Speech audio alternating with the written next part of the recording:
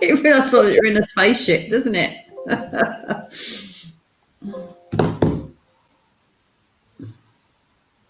Oh, Peter's left us. So I think we are live. So welcome everybody to this session, this symposium on sex and diversity in later life. My name is Trish Hafford-Letchfield. I'm based in the University of Strathclyde. I'm the Professor of Social Work there. And so I'll be hosting this session. We've got 4 great speakers today. This is one of 2 sessions on sex, intimacy and later life. There's one tomorrow in the afternoon, so do come along. Lots to talk about. And I just wanted to say that the session is derived, the idea for the session came from our book series with Policy Press. We've got 2 volumes out at the moment. So this one is based on the first volume, which is all about sex and diversity in later life and looking at critically through different lenses. And the second volume is really about the whole area of desexualization that happens in our society. And we've got 3 more volumes on the way. So look out for them in the series. So the third one is around HIV, sex and later life. The 4th one is going to be on resexualization in later life. And then the 4th one is going to be looking specifically at work and how sex in later life is seen in the global south. So it's an invitation for any of you to get in touch with Paul and myself if you do have an idea for the series. We're always looking for volume number 6, and that could be a monograph or an edited collection. Do get in touch. It'd be lovely to hear from you.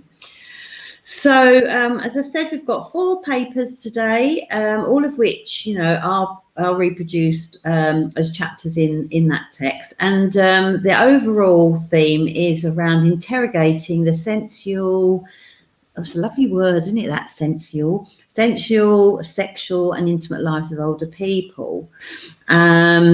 And we hope that these presentations will stimulate those of us working in Scotland to think about what this means for the quality of lives of our ageing population.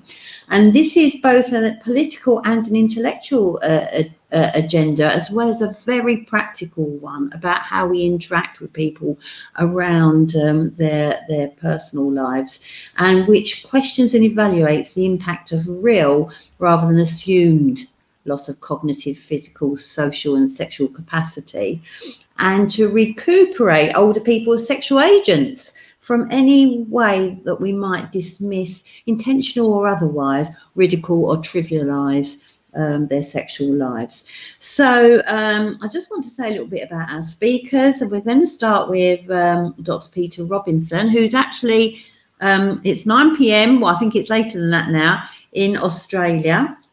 Peter's a senior research fellow at Swinburne University of Technology in Melbourne, and he's written 3 books on gay men's life histories, and he's now working on his 4th. And his research interests include ageing sexualities and social justice. And Peter, in a moment, is going to kick us off by talking about his research about sex and older gay men. And then we have Paul Simpson. Paul's doubling up for a colleague today, Karen Rennie and, oh, sorry, Karen, you're there. David Lee and Josie Tetley. But Paul, and he's also presenting his own work, but Paul's a sociologist and he's working at the moment at University of Manchester, and he's published extensively on gay male ageing, health, sexuality and later life. And Paul also chairs a national network on sexuality and ageing, so do get in touch with him if you're interested in joining. It's very multidisciplinary and it covers a lot of areas. And Paul's that's called SILF. What does it stand for, Paul? Sex in later life, Sex and adults, or something like that. Sex and Intimacy in Later Life Forum. Oh, forum, that's it. And then last but not least, we've got Dr. Karen Rennie from our own Scottish context, from Queen Margaret University.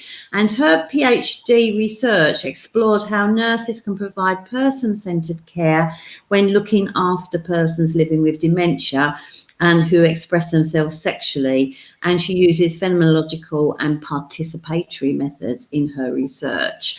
So do post your questions in the chat box as we go along, and I think we're going to stop after Peter's and have some questions should Peter wish to leave the symposium early, because it is very late for him. But we also then we'll have the 3 presentations, and hopefully we'll have plenty of time for discussion at the end.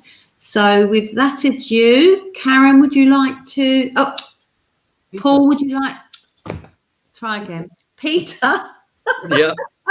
Would you like to share your slides? I will. Look, thanks for him. Can you hear me? Is everything okay? Yes, we can. Yeah. Yes. You're great. Okay. All right. I'll just get my slides up. Thanks very much for the introduction, Trish. I didn't hear it all because I pressed the wrong button and I disappeared, but I hope this is fine. Now, is that clear for everyone to see? That's very good. We can see that very clearly. Great. All right. Thanks very much for the introduction, Trish. I'll just get going. And this is the breakdown of my presentation, brief introduction, look at the literature, who the sample is that I'm drawing on, and then the discussion, which falls into 2 parts, the effect of age and aging on this small group of gay men interviewed 2009 to 2010, and also some discussion of age preference, and then some takeaway points in the conclusion. So the focus is on the stories of adventurous sex that I got from interviewing 11 gay men in Auckland, London, Los Angeles, Melbourne, and New York. And the central argument is that while older gay men, and this touches on something that Trish mentioned in the introduction, that while older gay men can resist ageism and continue to enjoy sexual encounters, what I found is that their physical aging, what's happening to their body or illness can hamper their efforts. It doesn't stop what they want to do, but it can slow it down somewhat. And there's the chapter that I wrote for the edited collection that Trish mentioned that I'm summarising for this presentation. So I just want to take you through 2 parts of the background of literature, really. The first one is the long-standing argument about youthfulness and how it developed, and then the argument that's come out of gay and lesbian scholarship through the 80s, 90s, and 2000s in the West. So there was a long-standing argument that around the time of World War I, youth became the most valued, desired stage of life, more so than childhood, more so than middle age, more so than old age. In the 50s, this is accentuated with the, if you like, the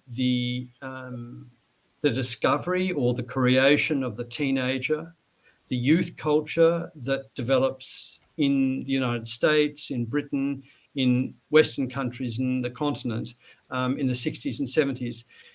And then an argument that I was making some time ago is that this youth culture is actually enacted in the gay discos of the 70s and then the circuit and warehouse parties of the 1980s and 1990s. And these were central to a lot of gay socializing. Both gay and mainstream media have drawn on this narrative of youthfulness. And it's, I suppose, gay men and the way youthfulness has informed how they see themselves is similar to the way in which the cult of the body and youthfulness has shaped how women have seen themselves. Not all women, but that there's a fairly powerful imperative for women and for gay men in seeing themselves as youthful objects. But the trouble with a youthful body is that it ages. And the argument I make is that the aging of the youthful body and the youthful aesthetic in the gay world actually signals when these bodies can be of less value. Against this argument, as I said before, with the development of gay and lesbian scholarship in the 80s, 90s and 2000s, is that, and this is an argument that Brian Heafy and also Paul, who's on our panel today, have made, which is that middle-aged and older men actually have agency because of their age and how they've learned to navigate the gay scene. There's also examples from starting in the late 80s and 90s of a bear culture, not only the bear culture on the gay scene, but also a regard for the older male on the scene. So the sample that I'm developed, that I'm basing this presentation on, 11 gay men interviewed in those 5 cities, 2009 to 2011, part of a larger project. Their ages, 43 to 71. Most of them in this smallish sample are under 60. The majority had white-collar jobs, and the majority also are white middle-class males. So analysing the material that I got from the interviews with these men, there are 2 principal narratives, if you like. The first one is the effect of age and ageing on their ability to satisfy their sexual desire or sexual needs for 2 reasons. One, the effect of ageing on their self-regard or sex appeal. 2, its effect on sex drive or performance. The second narrative, which is a sort of slightly subordinate narrative, is the age preferences in their choice of sexual partners.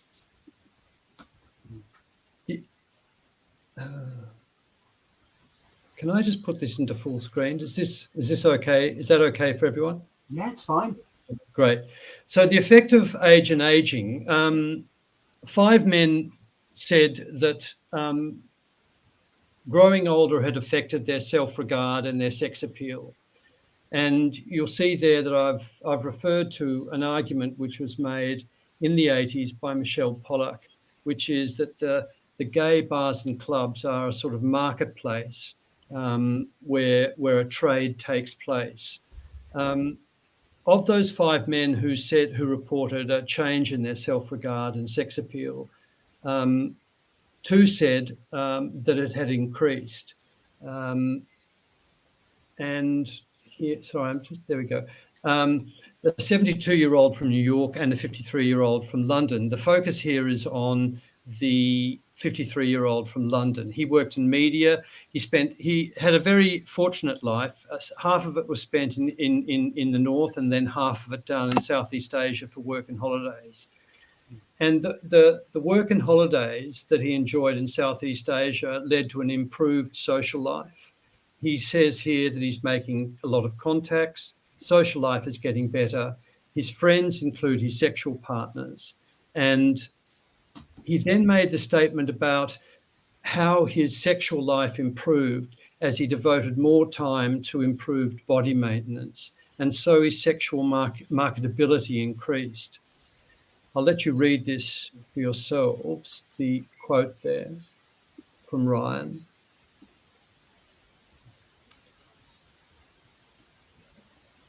What was significant about what Ryan said about what was going on for him in Southeast Asia is his use of the term currency, which actually fits in almost perfectly with the work of Featherstone, Hepworth and Turner from the 1990s. And their argument was that the harder people worked on their bodies and the closer their body could approximate an idealized image of youth, the higher its worth. And this is almost exactly what Ryan is saying about his work on his body and the rewards that come in terms of his sexual life. But the fact that he said that he felt overwhelmed could suggest that all the hard work that that older gay men put into making themselves desirable for younger men can set up a whole lot of different issues for them. 3 men said that their self-regard and their sexual appeal decreased over time. And here I'm just using the account of one, Calvin, who's a 51-year-old from Melbourne, to represent what they were saying. Calvin says that he regards himself as less attractive because he is getting older, that his hair's no longer black, it's now grey. But while he's aware that he was able to have, it would seem to be from what he says, sex whenever he wanted it, and that now it's less easy, it's not in any way stopped him from participating on the scene, from going to dance parties, to going to the sauna if he wants to. This is as a 51-year-old, and it seems that he's saying that by the time he's in his 60s, things might have changed. So in his own estimation, he regards himself as less desirable, but he's still actively engaged in the social scene. Now, in terms of sex drive and sexual performance, three interviewees said that had changed. And the theme connecting all the stories is that all 3 men had illnesses that were affecting their physical self and their sex drive. And the focus here is just on 2 accounts from the United States. The first one is Parry, and he's the only man in the sample who was HIV positive, 63-year-old New Yorker. Borderline diabetic, with gout, erectile dysfunction, but he said, without any explanation or without any apology, that he continued sex with casual partners and enjoyed it. His long-term partner was no longer interested in sex, but Parry was still able and willing to engage. And this statement he made, which I think is quite enlightened, is that age and ailments had changed his sex life, but only in terms of how he engaged with the other person. And it had not changed his idea or of his ability to have sex. So not his ability, but simply how. So I didn't interrogate that anymore, but it seemed like quite, as I said before, quite an enlightened and quite a sort of liberated view of what was possible given the physical handicaps. He was aware that medicine could affect his understanding of reality, and these were the drugs he had to take for HIV. But as he said, the final statement, as far as growing old in itself, he's not going to let getting older. I don't think getting older is a way not to have sex. And this was instructive because it chimed so well with work of a really eminent British sociologist, Laslett, who argues that declining sex drive doesn't necessarily mean an absence of sexual interest, and that well into the third age, sexual activity continues for both men and for women, again, reinforcing what Trish was saying at the beginning in her introduction. The second account was Marvin, a 59-year-old from Los Angeles, diagnosed with prostate cancer sometime before the interview, and also a fairly heavy crystal meth addiction.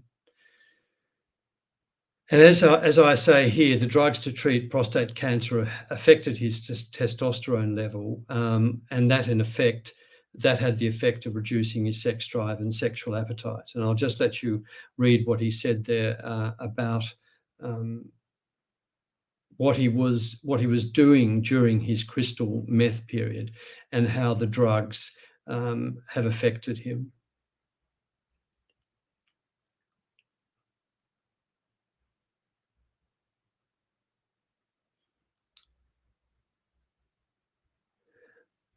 And my sort of what I took out of analysing these men's account is that there were strategies that some of them used to overcome the physical effects of aging, but that this was not surprising for men in their 50s and 60s, because as the former Guardian journalist Jeremy Seabrook has written, for men in their 50s and 60s, the physical effect is on erection and orgasm. And this seems to fit in with what the men are saying about how aging is affecting them, but they're not letting aging stop them from enjoying sex. Age preference, the stronger age preference was for younger men across all four age groups. Some of the men did report fairly symbolically brutal ageism when they were seeking sex partners online. Now, associated with a general preference for younger men was this idea, which a 72-year-old New Yorker from Colin from New York said about what he regarded as a horrible prejudice in gay men, the fear that old age is something that people could actually catch, and that's what kept people at bay from older men. The other view, which is from Marvin in Los Angeles, is that some older gay men had actually let themselves go, and that was a problem over which they had some agency if they chose, as he said down here, maybe if we were a little nicer, less alcoholic, more joyous, it would not be that way. But in his view, and this is shaped by someone mixing in part of the scene in Los Angeles, many of the older gay men he'd come across did have some issues. In terms of, this is actually the data on the age preference. Only one man expressed a preference for older men, and that was Parry, who you heard from and heard about a little before, 63-year-old from New York. And for his entire life, he's been interested in older men. From his 20s, where he says here he was dating men in their 50s, sometimes their 60s, and that now he's still attracted to sugar daddies in his 60s, and that he reckons that there are some pretty hot-looking 70-year-old men. And younger, and we're getting towards the end of my presentation now, 6 men had stories of sexual encounters with younger men, and the focus is here is on 2, one from Los Angeles and one from Auckland. Jude, a 46-year-old from Los Angeles, preferred younger men, but he was also aware of problems associated with dating them. And this is quite an insightful account of what he's learned from dating younger men. I'll let you read this.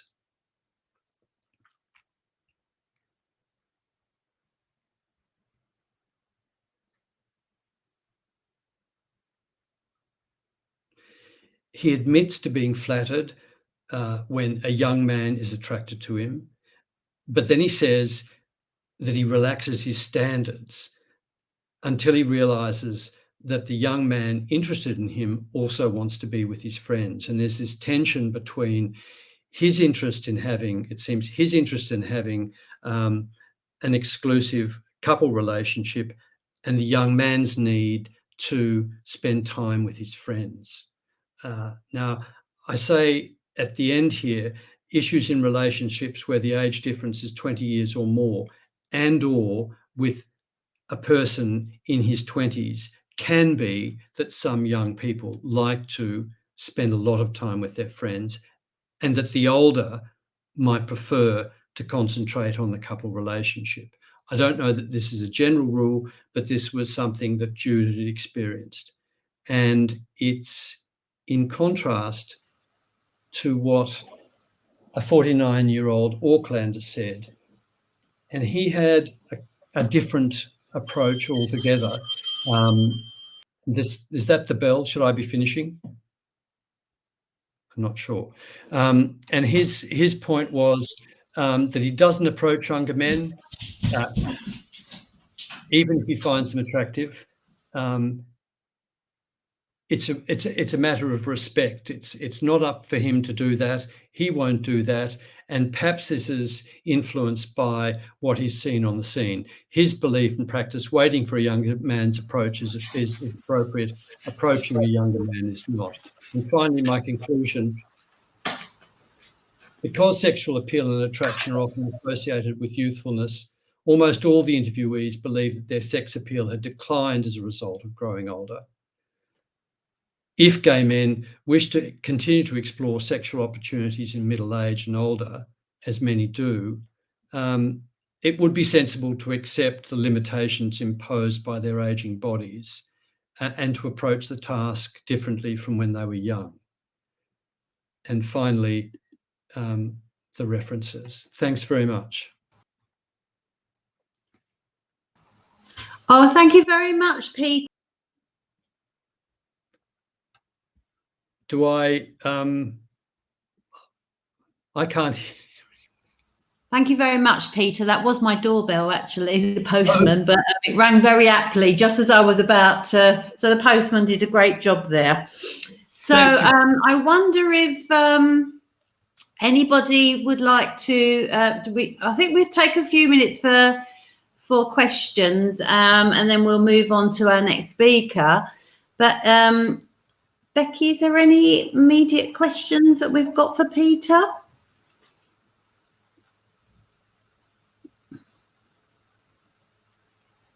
No questions at this stage. Trish. No questions at this stage. I mean, I was just thinking, Peter, about the. I mean, I wondered first of all if you could say, you know, what you meant by bear culture, because not everybody will be familiar with that.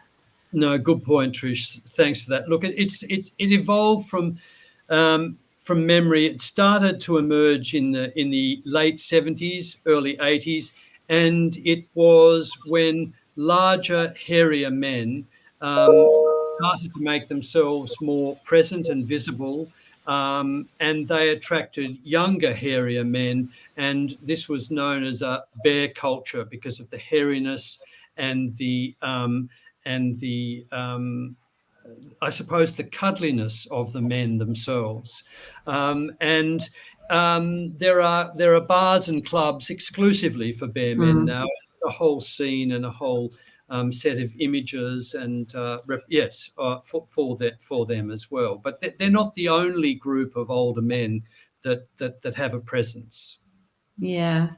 And the only other thing that I was thinking of while you were talking about, you know, the when men get older, gay men get older, and for example, in Scotland, depending on where they live, would really restrict their access, you know, to finding sexual partners. I know that has come up during our research during COVID, when people obviously put themselves at risk as well because of their, you know, not wanting to isolate and find sexual partners. So I think that is quite a challenge for older men in Scotland who live in the more rural areas where they may have moved out of or even been priced out of some of the sort of gay cities, the area, you know, cities where there's more LGBT populations.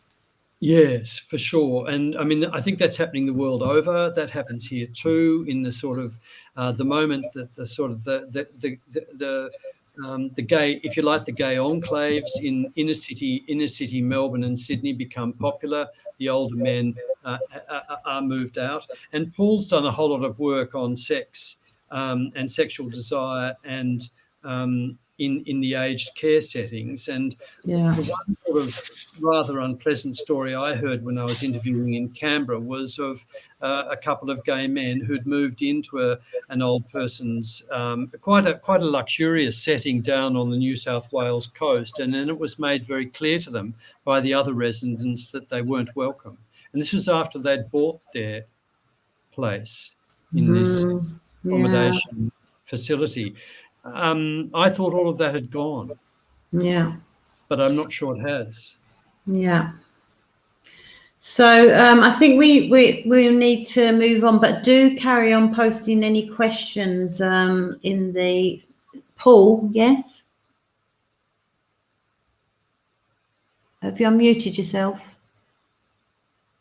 at the bottom? You're on mute, Paul. Yeah, it's fine, thank you. Peter, that's great. You've really got across a kind of range of responses, from capitulation to gay ageism, to the kind of bears and other people who are saying, well, I'm fatter, older, hairier, get over it. It's a more resistant, challenging reclamation kind of response, isn't it? And I suppose it's just a very quick question about intersectionality. And I noticed that there are variations within your sample. And I wondered if there was a pattern to maybe around ethnicity, or even age, because some were younger old and some were older old, weren't they? About how those maybe combined to influence who was able to tell what kind of story, whether they told a capitulatory or whether they told a resistant and challenging story. Well, that's a really good point. I didn't reveal the ethnicity, but the two men who had the most sort of who were the most determined to enjoy themselves, Parry in New York and Marvin in Los Angeles, both African American gay men. Yeah. And both determined not to be overlooked. Yeah, it just makes me think of bell hooks and how sometimes being advantaged can give you insights, can't it, into oppression and difficulty and challenge and what have you. And you can reverse the discourse, you can turn things around and be very critical. Sorry, thank you. That's really, really good. Oh, thank you, Paul. That's really kind of you. No problem. And I will stay around, and I'll be here at the very end. Oh, great. That's great. Thank you so much, Peter. That was a really, really interesting presentation. So, thanks. Paul, do you want to now share your slides? And Paul Simpson is going to talk about, you're going to share research by Josie Tetley and Dave Lee on their behalf around older heterosexual men using data from the longitudinal survey. So I'll hand over to you. The rest of us can mute ourselves at the bottom if we use the bottom of the screen, and perhaps turn off our cameras. Okay, thanks, Trish. Thanks for the introduction. As you say, I'm presenting on behalf of David and Josie, who can't be here today. So I'll try and field the questions if I can. But remember, I didn't write the chapter or do the research on which this presentation is based. But it's based on a national biennial survey of ageing, involving both quantitative and qualitative elements, open-ended questions within the survey. Now, although the survey does relate to England, I think there are significant differences between England and Scotland, but probably sufficient similarities that may be recognised within what I'm going to talk about today. So, okay, so why should we? Right. So I'm having problems moving on the slide. I don't know whether it just seems to be a bit stuck. Are you on the PDF version? Yes, I am. Sure so you might need to roll it up. How? What? Oh, roll. Oh. Is there a slide? Yeah, I found it. Sorry. So why should we bother? What are the kind of cultural and political issues that are involved in what we're going to talk about? Well, for some people, the issue might be considered rather taboo. It's there's an increasing interest in a generation within an aging society, and if you think about the baby boomers, the first generation perhaps to demand more bodily autonomy, and they did it quite vocally in the 60s and 70s. And there's also evidence that older people, I think as Peter said as well, some older people are remaining sexually active. So there's a kind of story of continuity here. So not everybody is kind of post-sexual as per the kind of stereotype. And despite the constraints and barriers, there are people kind of overcoming these as well. So, however, there are very real barriers. And Josie and David have reported things like hormone levels, energy, health, commonly age and weight related diabetes, a decrease in desire, sometimes related to erectile dysfunction with age. But again, many older people remain sexually desiring and active. And really, another important thing is that this contributes to a more kind of holistic notion of positive aging. And it challenges the dominant ideas of sex and sexual difficulties. It's purely or mainly biomedical, requiring a pharmaceutical solution, like Viagra, that restores kind of penetrative function. Now, I mean, Viagra is important, of course, but there are other means and methods of achieving a decent sex life that might enhance your self-esteem and your mental health.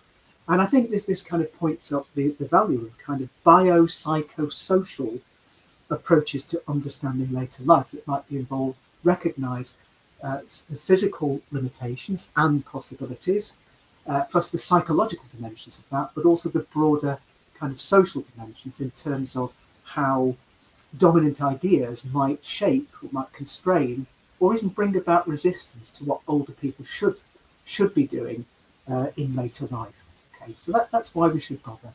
What about the methods? How did Josie and David access the data? Well, they did an analysis of the English longitudinal study of aging, which is ELSA. ELSA began in 2002, and it involves a representative sample of men and women aged 50 plus, and it looks at economic, social, psychological, health-related, and genetic data. So David and Josie's analysis is drawn from Wave 9,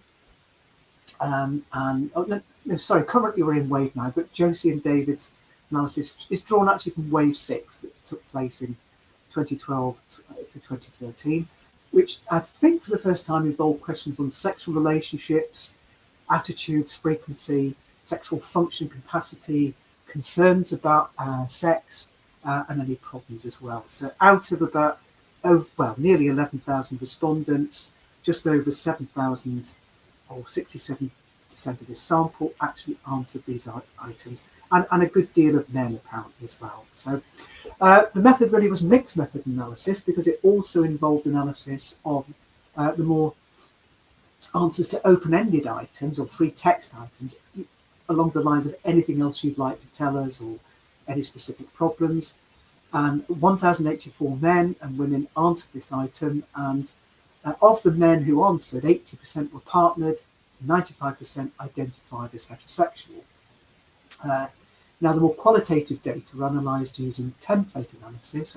I'm not going to go into that, but it just quite simply it enables coding by a team, by more than one person, so that we can check their perceptions and begin to identify or develop some consensus about emergent themes. So, and basically the process involves shuttling or comparison between the statistical data and the more open-ended qualitative accounts. So that's how they conducted their analysis. Okay, so the three main themes they found were relate to sexual difficulties, health and aging, relationship and sexual intimacy, and reflecting back and also forward, looking on sexual matters. I'm going to explore each of those three themes now using data that Josie and David generated.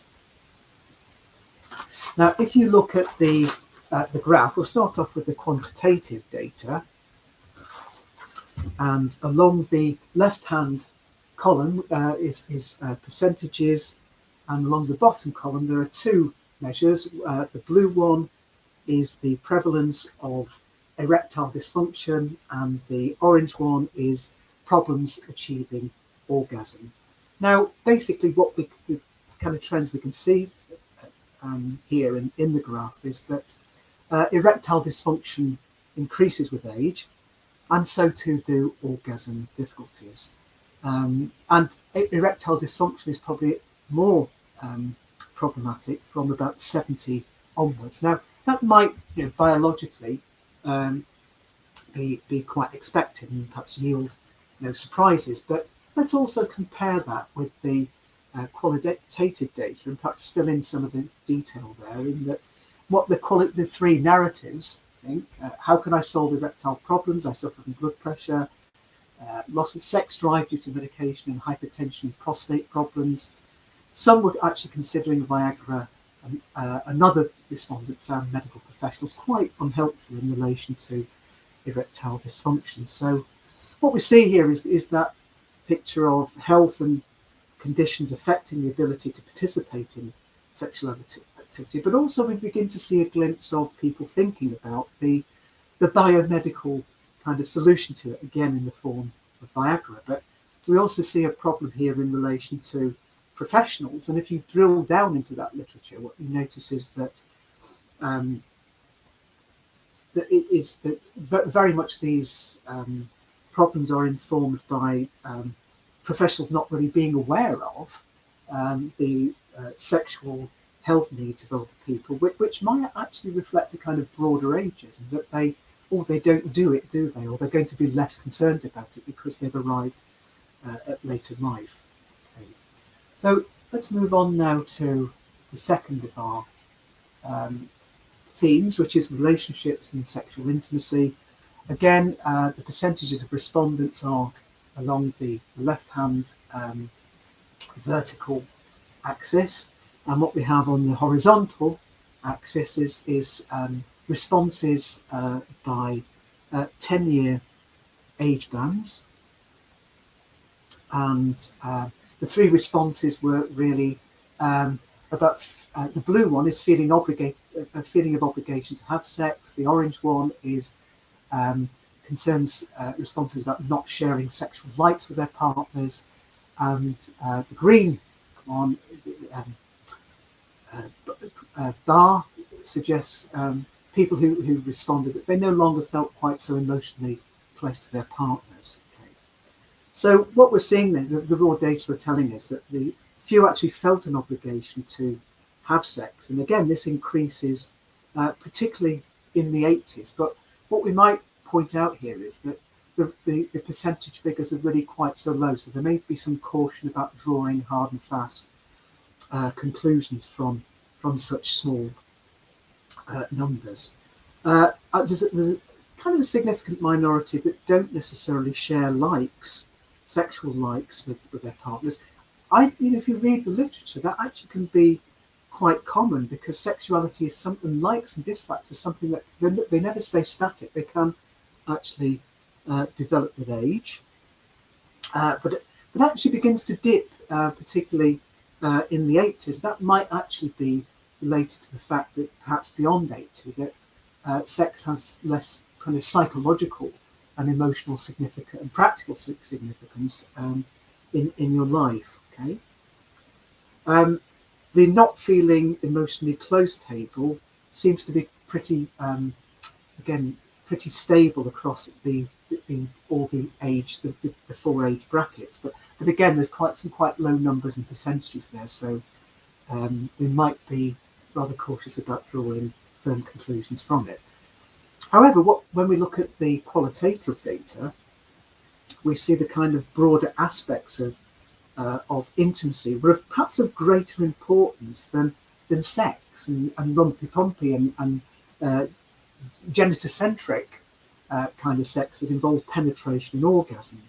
So you get this, it would be nice to have more sex with my wife, but you get tired, but love keeps you together. So they're indexing other important aspects of their relationships.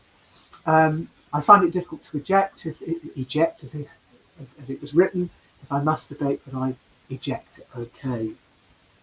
I would like other forms of sex, oral and anal, but my wife won't. And I think what we're seeing there is perhaps a narrative of continuity in some way about maintaining some kind of sex life, despite the fact that the partner may have gone off sex. But also we're seeing a narrative of continued experimentation here. So I think within the qualitative data, we're getting a greater sense of the kind of diversity of responses that might involve giving up through to continuity, and even through to continued experimentation, like oral and anal sex, or at least a desire for it. Okay, moving on to our third narrative, reflecting on experience that is looking back and looking forward. What we see in the quantitative data, perhaps it's no surprise that agreement really here about a sex life kind of increases with age and sex becomes less important. Again, other matters begin to take priority or to gain significance. And perhaps what we're seeing here is a sense in which people tend to regard the decrease in sexual activity as both natural and inevitable. And sometimes, I think we also need to contextualize this loss, because for some people it's not a mere compensatory loss. For some people it might be, well, I really am genuinely focusing on other things, and these are my priorities now, and they genuinely feel not a great sense of loss, that they're no longer interested, because it is more than compensated by other aspects of their lives. But what we see in the qualitative data is that perhaps a little bit of fleshing out of why this change in attitude might happen. It wasn't necessarily directly stated in the quantitative data, but we get some kind of glimpses here. We get some regret. People, biologically, my life will no longer serve any purpose, so I really regret my sex life, and my definition as a sexual agent is actually finished. But then again, we also get another glimpse into the diversity, and somebody says, I'm reverting back to my teenage years. I'm always ready. Masturbation has become something of a hobby now. So there's a range of kind of strategies here into that sense of decrease or even a sense of loss. And as the third statement, the mind is still in its 20s. So we're seeing a kind of a sense of youth being used, drawn on, to indicate again a sense of continuity. Perhaps a sense of mind over matter, really. So just a little brief discussion about the main themes. Erection and orgasm difficulties, particularly in the quantitative data, but also in the qualitative data, were reported. And this seemed to be a little bit more significant after the age of 65. Just introducing a little bit of theory here, but it's, men seemed quite judged by a sense of a hegemonic or dominant or benchmark kind of masculinity that was based on a kind of youthful norm in which they measured themselves and could actually find themselves wanting. One of the consequences of that was that men reported pressures towards maintaining penetrative sex, which again older men themselves internalised as a kind of yardstick. The third theme was that while sex decreases for reasons of health, capacity and the opportunity, and this kind of dominant masculine ideology, desire for sex can remain, and strongly in some cases, but also sexual changes were also seen as much less worrying and concerning. So it suggests a kind of resources of aging approach, that men developed more emotional resources to be able to cope with that sense of loss. Okay. If I can just, I'm. Yeah, very quickly, Paul, because we're falling behind already. So the take-home messages are that there's a diversity of sexual responses and situations. Maybe that there's some importance of the biopsychosocial theories of older men's sex, intimacy, and desire. The ELSA data certainly challenge the myth of sexlessness. Healthcare professionals need to inform themselves more about and develop resources to meet these needs, and they could be very much along the lines of helping to develop peer-to-peer conversations online as per Age UK and Relate. So just finally, to leave you with this positive, with my references, if you want to have a look. And yeah, I'll leave it there. So welcome any questions and comments. Thank you for listening. Thank you very much, Paul. I'm going to move us on while people, if they've got any questions to post in the chat, I'm going to move us on to invite you, Karen, to share your presentation with us. While we're doing that, was there any questions? Karen, are you okay to upload your slides, or would you like me to do that? Absolutely, I'm just about to upload them. But while we're waiting, is there any burning questions that people would like to ask? Anything in the chat, Becky? Nothing in the chat as of yet. So Okay. questions coming in. I mean, it does make me think about. I mean, obviously, people have answered, had the opportunity to share those things in such a large survey, and it just makes me think about, the importance of creating opportunities with GPs or social work or those kind of everyday professionals.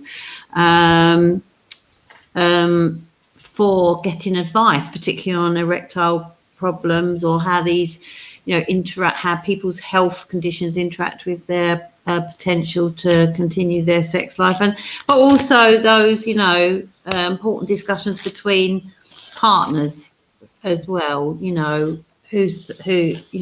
What opportunities are for people to talk, get some advice and talk with their partner about those sexual desires and continue their sex life. So I'm going to, I'll leave that for you to ponder, and I'm going to now invite Karen who's going to talk to us about sexual desires and intimacy needs in older persons and towards the end of life. So please carry on. Thank you, Trish. Hello, everyone. Thank you for listening to this presentation. My name is Karen Rennie. I'm a lecturer at Queen Margaret University in Edinburgh.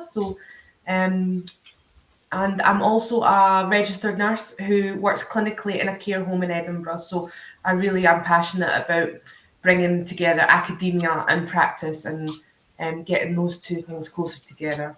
And I'm absolutely delighted that I was able to contribute to this book. My research interests are older people and people with dementia and their sexuality, sexual needs and sexual expression. And my PhD specifically focused on how nurses can provide person-centred care when responding to people living with dementia who express themselves sexually. But for this presentation, we're going to talk about older persons and older persons towards the end of life in terms of their sexual expression. And when I use older person, I am adopting the World Health Organization definition of older old, or very distastefully late elderly, which is 75 plus. So people who are 75 might not like me for saying that.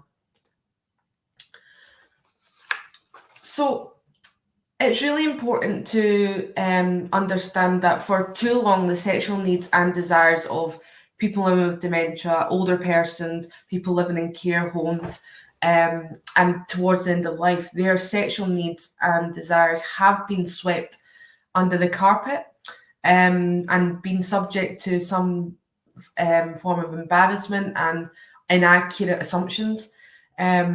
However, research does show that sexual expression provides an emotional and physical benefits throughout life, no matter how old we get, and does not diminish with age or loss of capacity or experiencing the end of life.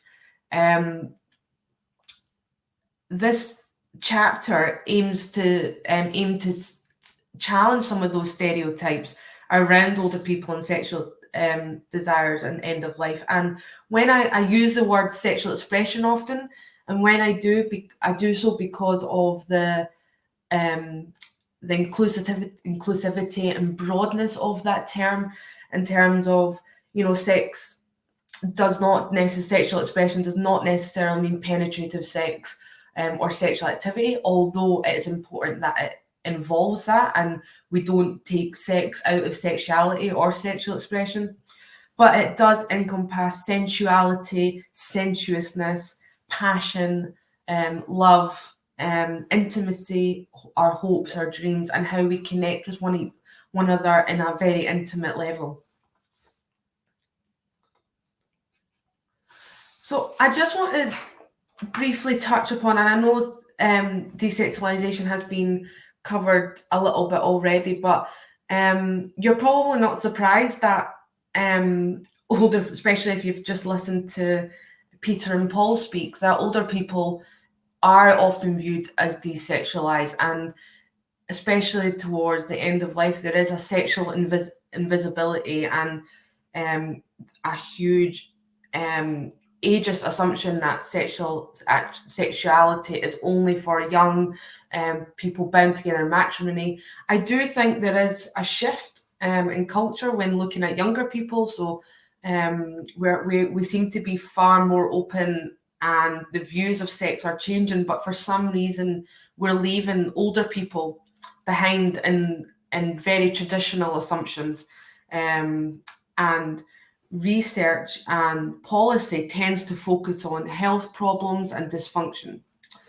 But what I find extremely interesting and quite a strange concept that I'm still trying to grapple with, and it certainly came out in my PhD studies and research, is the fact that the human body, the media culture tends to make the human body very sexualized, and we sexualize the body in different areas, especially certain parts of the human body are viewed as sexual parts. Being naked tends to be when we're especially with another person, when we're engaging in sexual contact. But as soon as someone gets older or reaches that later stage in life, then we immediately desexualize that human body and look at that body as a source of aging, wrinkles, disease, and a need to be cared for, rather than a body that has sexual feelings and sexual touch, craves passion, longs for intimacy and connection. And I use the term, we need to remember the specialness of sex as for as long as we live, and for the people that we're caring for, talking to, looking after. And I adopted the specialness of sex because it came from one of the participants in my research that spoke about how even though sex, and this gentleman was in his early 90s, even though that sex and intimacy or sexual penetrative sex became less frequent, it became more special as they got older. So research and evidence actually does suggest that the sex life of an older person can be integral to healthy aging and be perceived as a symbol of vitality and longevity. And age itself is not necessarily a barrier or preventing sexual experience or sexual satisfaction with our older people. Many men and women have spoken openly about achieving sexual satisfaction, and often through alternative ways and through their sexual knowledge, and it does not necessarily depend on erections, orgasms, and penetration. Sexual pleasure can come from one's own self-esteem, knowing oneself and others better, and the ability to find new ways of pleasure. So really creating their own pathway to what sex means for that person and for a couple, and any couple, whether heterosexual, long-term, short-term, first dates, 100th dates, it doesn't matter. And what sex may mean for one person or one couple or one group of people may be completely different. And it's important that we don't box ourselves in that older persons, either can or can't have sex as well.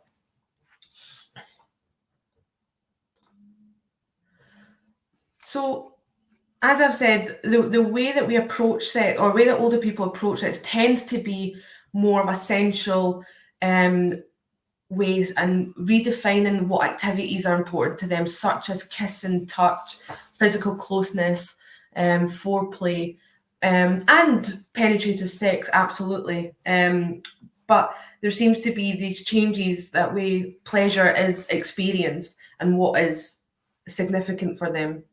We do also have to appreciate that older persons are living with one or two, or some, it's often more, conditions, and will have different aspects of physical health issues such as cardiology, respiratory conditions. Arthritis is very common, spoken about with the ability to feel sexual pleasure.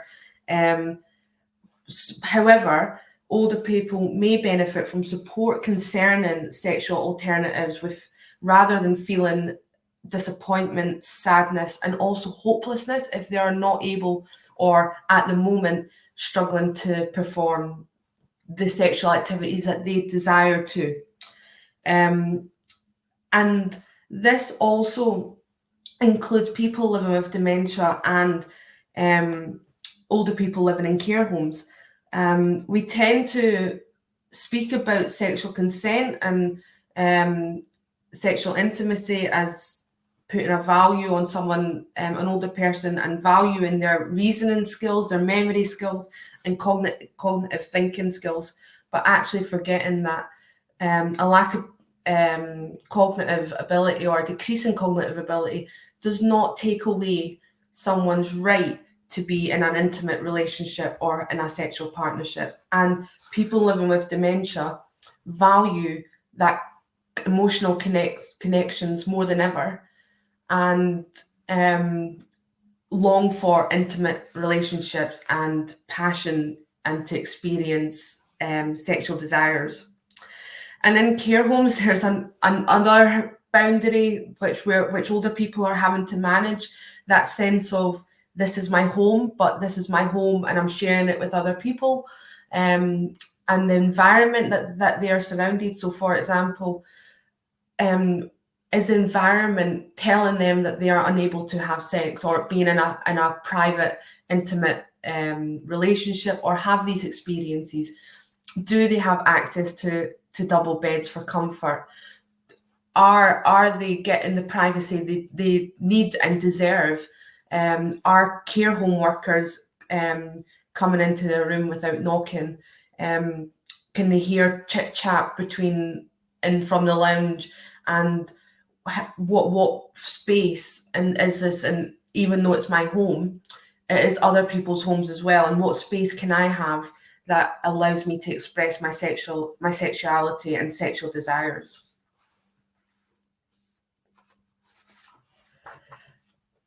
So research and policy is slightly increasing when thinking about older people having sex, and so it is in the media. However, I do emphasize slightly increasing. I think there's a lot more to do, and the fact that it didn't have a good reputation to start with, things can only improve. But I think we can hope for some more attention around sex and older people.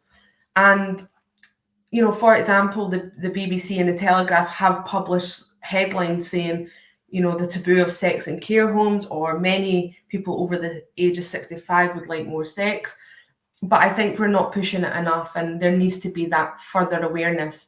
And I've put this picture up, and I've got permission from the photographer, who's called Jean Malik, and he's a Canadian photographer that I stumbled across some of his work when looking at imagery around older people, and I wanted to include some powerful images, which is really hard to do.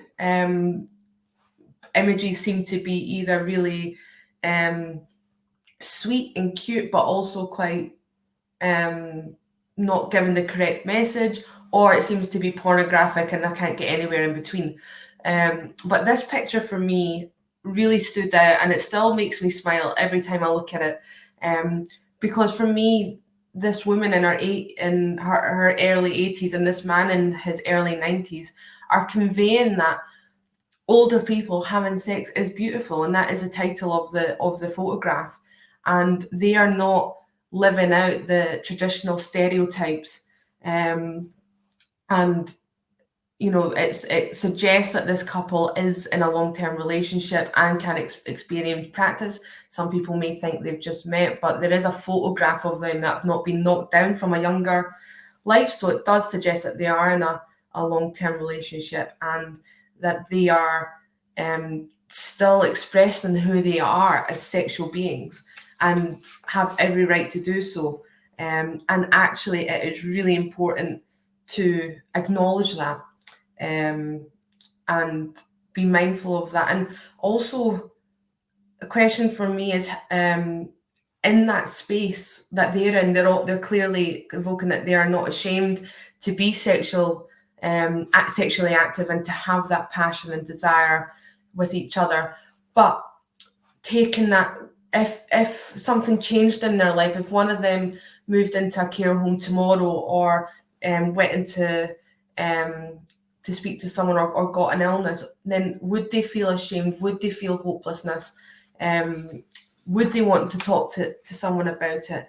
And older people should not feel ashamed to want an active sex life and to be expressing themselves in that way.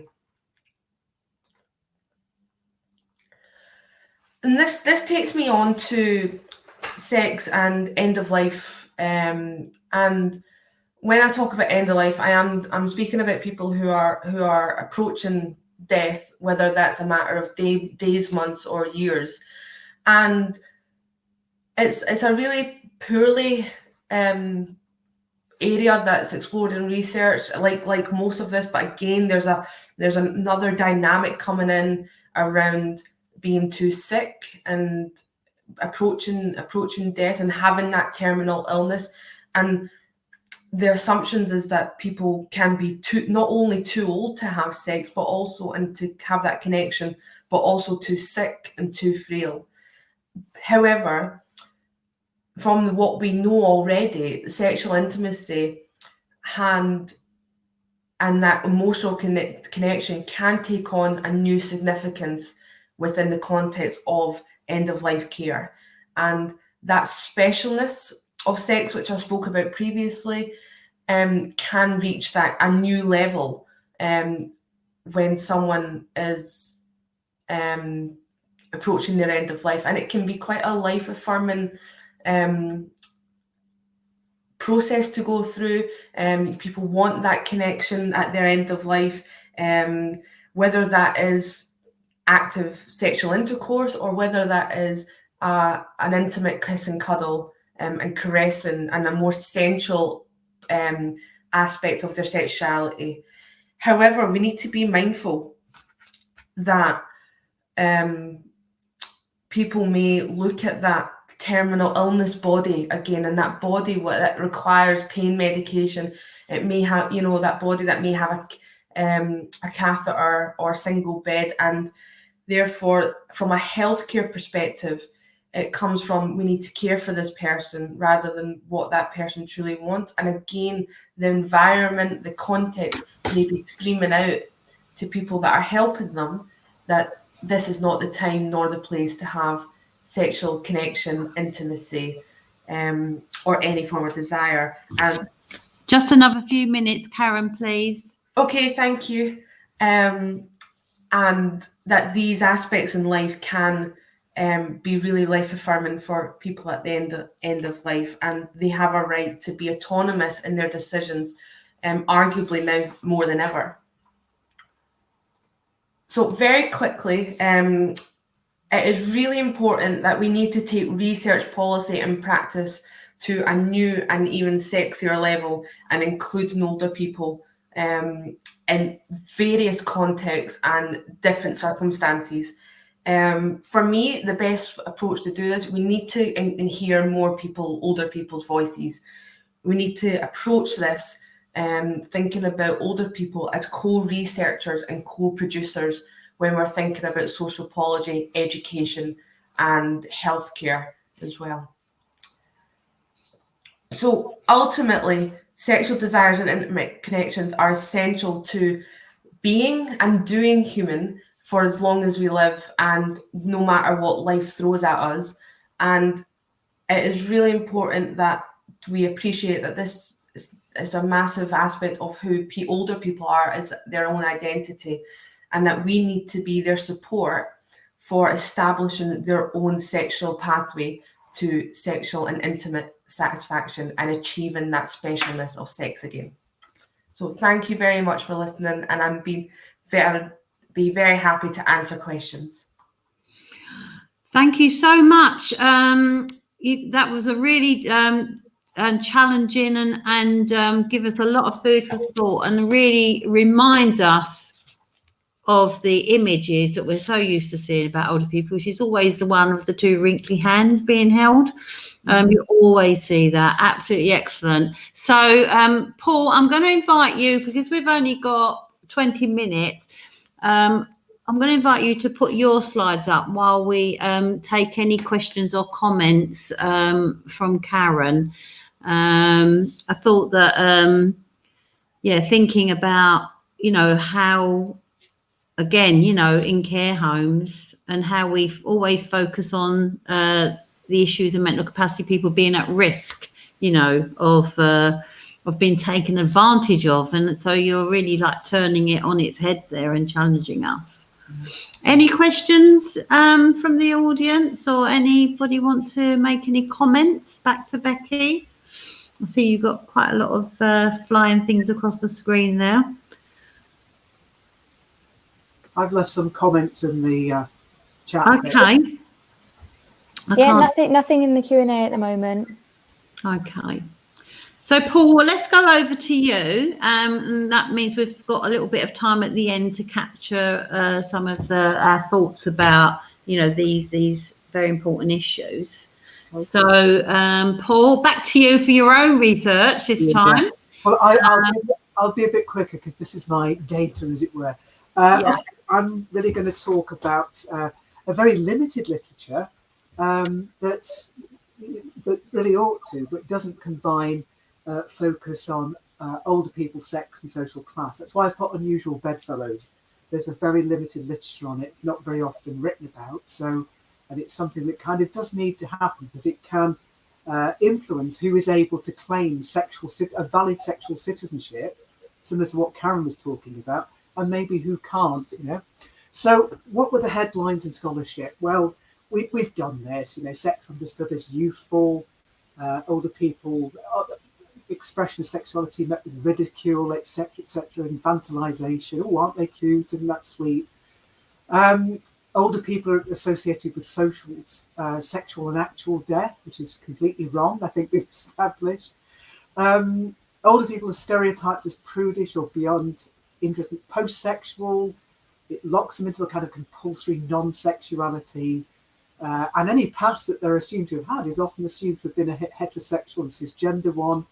And the sad thing is, as we'll see, that older people themselves can internalize these constantly drip messages. So, as you've pointed out in your own work, Trish, opportunities for sex and intimacy are very often designed out of care environments and healthcare services, or else it's sexual expression perhaps by the oldest and people affected by dementia, often seen as a threat that's to be managed or contained in some way. So, but anyway, my theme is really how older people's sex and social class differences are massively under research, and fails to appreciate how class difference might result in unequal opportunities to claim a certain practice of valid later life sexuality. So what's my definition of class? Well, it's multidimensional. I'm not going to dwell on this, but it involves the economic measures, cultural capital, and what we know about society and how we can enable the rules of the game within society to work in our favour. Our social networks and what they can give back to us and what we can give to them, but also our status, our reputational capital, if you like. And this is a theory that's been popularised by French theorist Pierre Bourdieu since about 1984. Let's not forget, though, that class does not exist in a silo. It intersects with all manner of identity differences and influences like gender, ethnicity, sexuality, and so on. Okay, so just kind of reminding ourselves about how age and later life is very often seen as sexual loss, and I just want to focus your attention on the left-hand side of the screen and top 25 ways to tell you're getting older. This is on a birthday or so-called greetings card that you routinely get if you're over 40. I mean, the shelves are groaning with these kind of representations. But the first one, factor 25, you think libido is an Italian pasta. And again, it shows how, if you like, ageism is kind of institutionalized, isn't it? You wouldn't send a card to someone mocking their race or necessarily their class, but it seems a little bit open season on age and sexuality. The image on the left really just to remind us how care homes are commonly have single seating, which kind of precludes even the most basic intimacy of kind of holding hands or, having a kiss and a cuddle. So again, it shows how these institutions might design out the very possibilities to have the most basic form, express the most basic form of intimacy, because you wouldn't be interested in that because you're old. So looking a little bit at my own research now, here's a very telling piece of interview narrative where I asked William, what does sexuality mean to you? Well, nobody talks about it. Nobody practices it. We live as we are. We've had our sex life way back. So I'm post-sexual. It's designed out of the care home. It's not even on the agenda. Nobody talks about it. Kind of conspiracy of silence, if you like. And I asked, do you think that applies to everyone here? And, well, yes, I think you're wasting your bloody time was the response. I think you should leave the idea alone. So it was kind of almost seen as intrusive as well as inappropriate. And then William went on to say, have you had a look around here? They're that bloody old, they've got cobwebs on them. So this really shows how older people themselves can imbibe or, absorb the most terrible ideas about their own sexuality and associate it again with decrepitude and social and sexual death.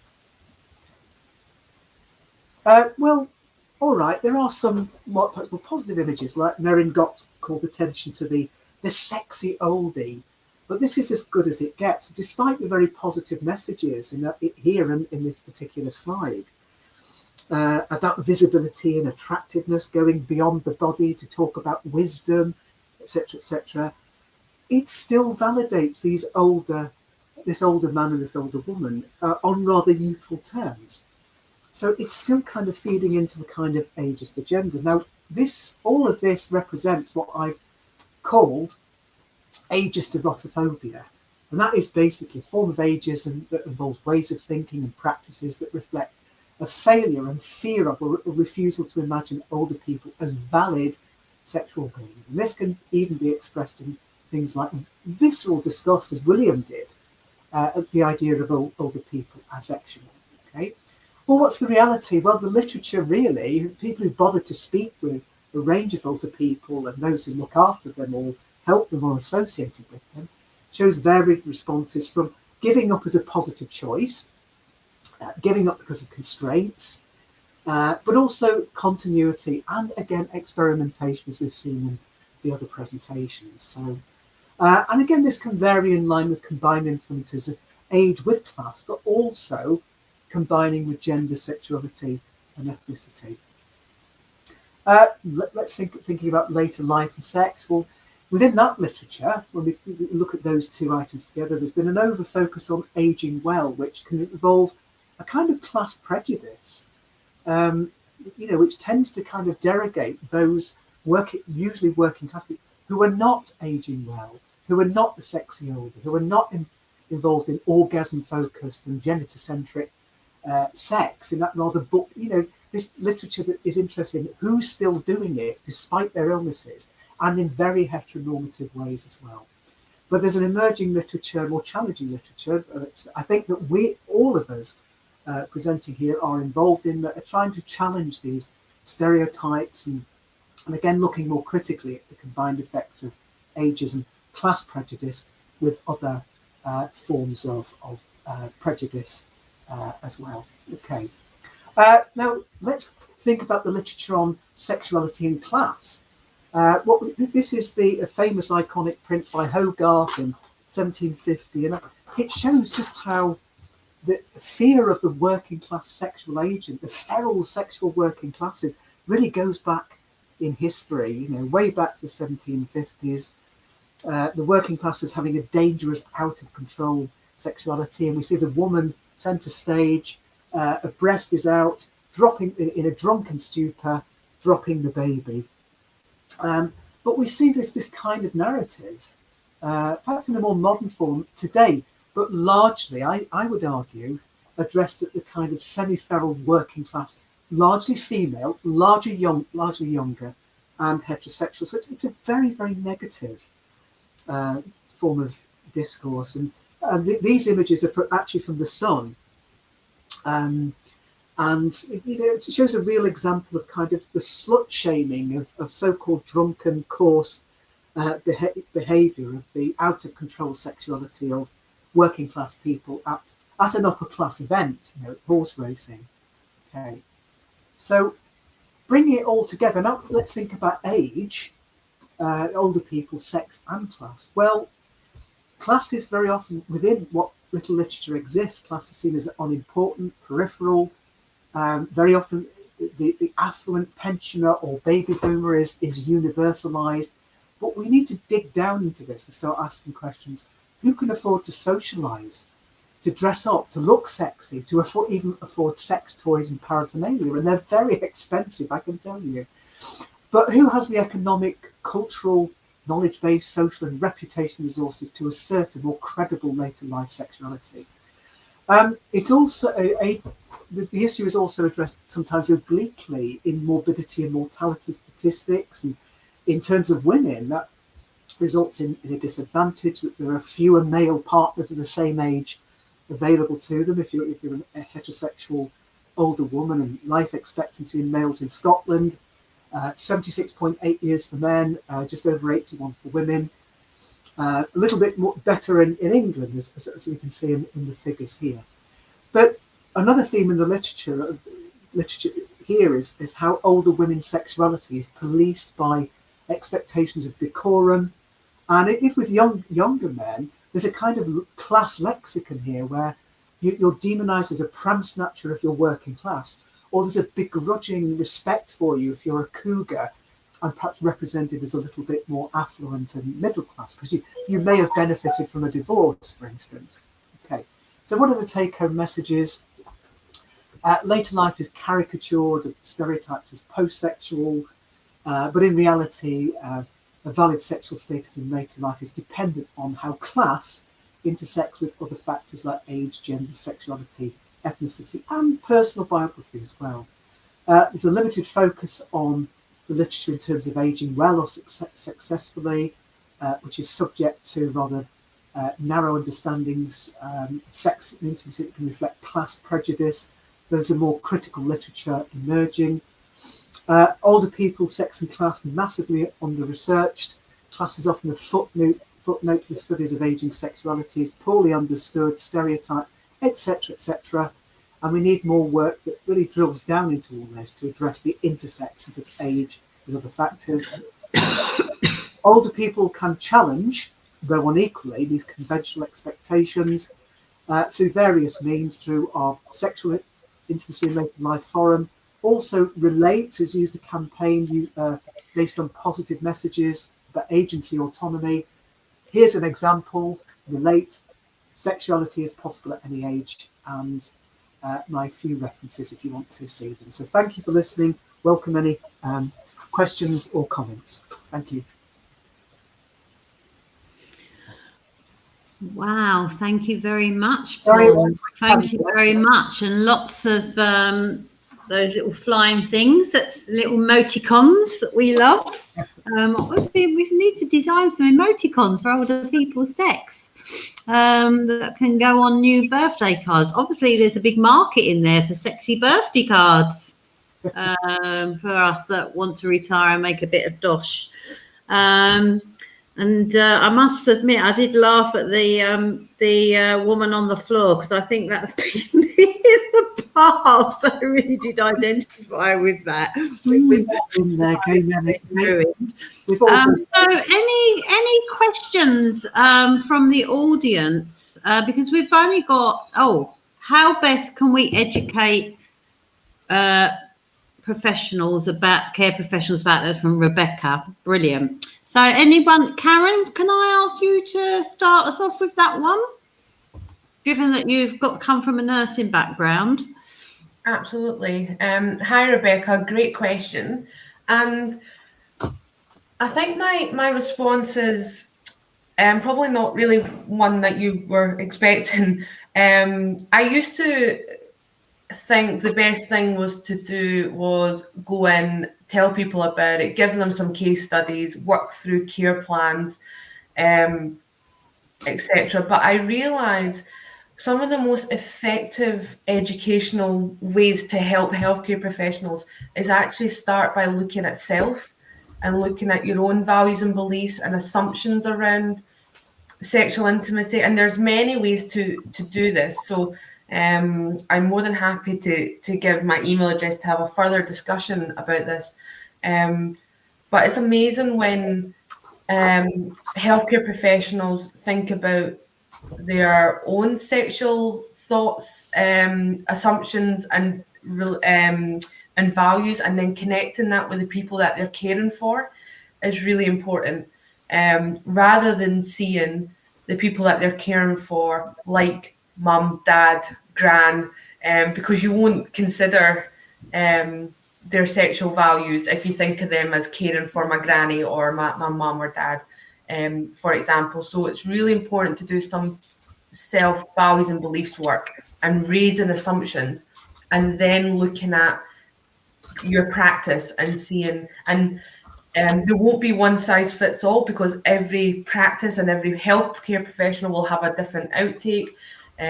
But that has certainly been the most powerful educational way that I've experienced. I don't know if anyone else on the panel would agree with that or wants to chip in. I mean, I would absolutely agree with that, Karen. And I remember a few years ago that I advertised an event in the university I was working with called Rude Old People. Everyone assumed rude old people meant that, you know, the stereotype of older people just being rude to you because they're grumpy. But what we did was we brought older people together with students to talk about sex for, I think it was a 2-day event. And we gave them some resources, you know, some filming resources, and they actually went out and interviewed people on the street about what they thought about different types of relationships between older and younger people, or between older people. They talked about lots of different things like masturbation, their own parents, how they saw their own parents and grandparents, and it was absolutely revolutionary. How the students transformed their thinking.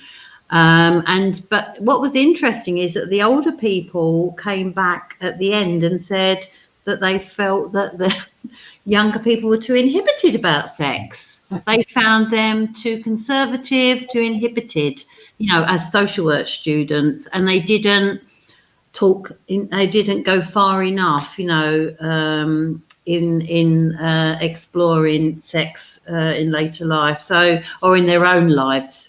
So I think that was a very powerful learning experience. So I would agree with you, and also going back to your earlier point about doing it co-productively, because I remember, you know, bringing in the older people, and they were absolutely up for it. You know, they really wanted to talk.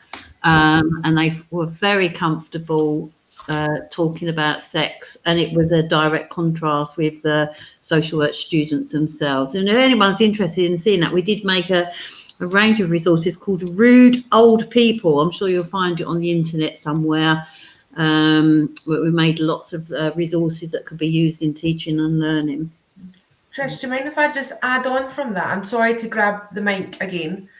And because you've just made me think of something that happened in my research, and you can imagine for me going through ethics was a real nightmare and a challenge, and actually going through that made me start to doubt what I was doing and why I was doing this topic and exploring this, because I felt after going through the ethics panel that I'm actually going to cause harm to people and cause distress, even though I knew I should have reflected back and thought why I was doing this in the first place.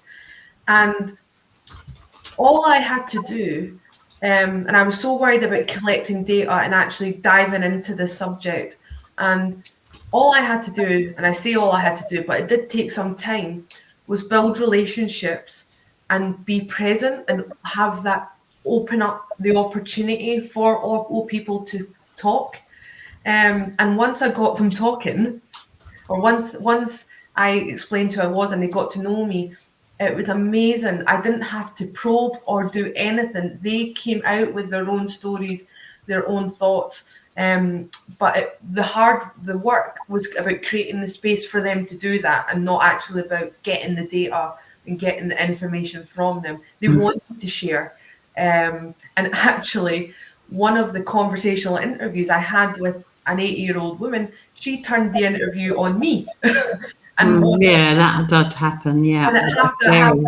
Yeah. So I just thought sometimes we get too bunged down, especially in a healthcare environment when we're all pressured under risk assessment and the blame culture, and we get too honed down on the risks and how we're going to actually talk to people, and actually the opening up the conversation or opening up the space for them to be able to speak to you was just more than enough to get some information for them and get you thinking. And because they want to speak about it, but they don't feel like they can until you create that space. Sorry, Trisha. So unfortunately, I can't believe we've run out of time. Time is always our biggest enemy, and I think we do need to let Peter go to sleep now, or go to bed, or whatever he does at night. So we've got a poll.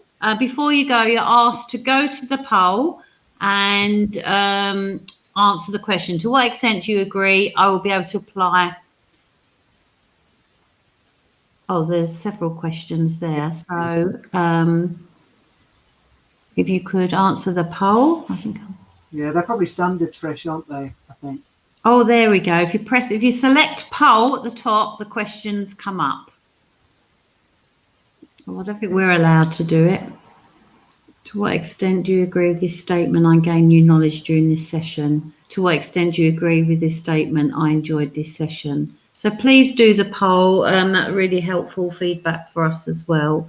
I'm sorry that we didn't have more time for discussion, but please don't hesitate to contact me. I can certainly send you any more reading if you're interested from our various speakers today. And also, if you've got any questions, very happy to liaise with our speakers to get back to you. So thank you very much, colleagues, for a fruitful session. Lovely to see you. Nice. Thank you. Bye-bye. Thank you so much, everyone.